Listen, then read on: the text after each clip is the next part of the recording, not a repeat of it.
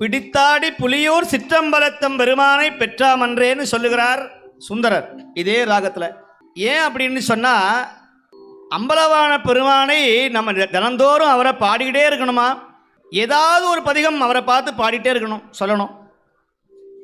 அப்படி சொன்னாதான் இந்த ஊனில் ஆவி உயிர்க்கும் பொழுதெல்லாம் நான் நிலாவி இருப்பன் என் ஆதனை தேன் நிலாவிய சிற்றம்பலவனார் வான் நிலாவி இருக்கவும் வைப்பரேன்னு நான் சுவாமியினுடைய புகழை பேசவில்லைன்னா நமக்கெல்லாம் இன்னைக்கு பிறந்த நாள் இறந்த நாள்னு அர்த்தம்.